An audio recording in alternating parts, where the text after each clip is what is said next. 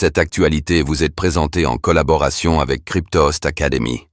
Ayez un temps d'avance sur le marché crypto en rejoignant notre communauté premium. La SEC fait de grandes annonces pour les ETF Bitcoin et Ethereum. Mardi, la Securities and Exchange Commission, SEC, a finalement approuvé les rachats au comptant sur les ETF Bitcoin et Ethereum, au même titre que d'autres nouveautés. Qu'est-ce que cela change ?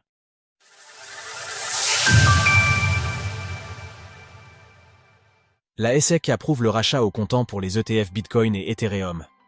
Mardi, la Securities and Exchange Commission, SEC, a voté quelques nouveautés au sujet des ETF Bitcoin, BTC, et Ethereum, ETH, Spot, qui, si elles ne changent pas grand-chose pour l'investisseur particulier, constituent une avancée particulièrement intéressante pour l'adoption à long terme au sein de la finance traditionnelle.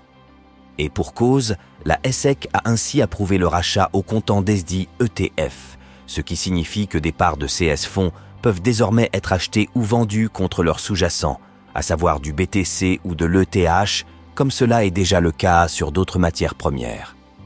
Comment acheter un ETF Bitcoin Spot en France ? Pour Paul Atkins, le président de la SEC, il s'agit là d'un tournant important. C'est un nouveau départ pour la SEC et l'une des priorités de ma présidence est de développer un cadre réglementaire adapté au marché des cryptoactifs. Je suis ravi que la Commission ait approuvé ces ordonnances autorisant la création et le rachat en nature d'une multitude d'ETP de cryptoactifs. Les investisseurs bénéficieront de ces approbations car elles rendront ces produits moins coûteux et plus efficaces. Ainsi, cette nouveauté vient concrétiser une demande qui se faisait entendre depuis quelques mois déjà, notamment à travers un dépôt du Nasdaq en janvier dernier afin de modifier l'EBIT de BlackRock dans ce sens.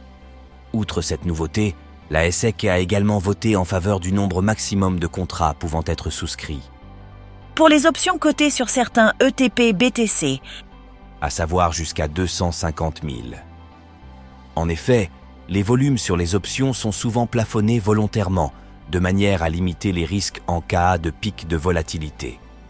Par ailleurs, le communiqué suggère aussi qu'une possible approbation d'ETF mixte incluant de l'ETH et du BTC serait en bonne voie.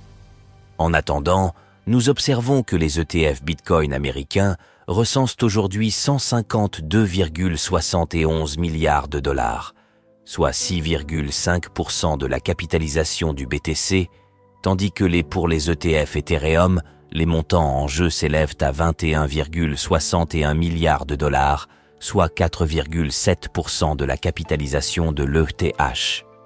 De leur côté, les prix du BTC et l'ETH affichent 118 200 et 3 800 dollars lors de l'écriture de CES Ligne, respectivement en baisse de 0,5% et 0,4%. Source SEC. Retrouvez toutes les actualités crypto sur le site cryptost.fr.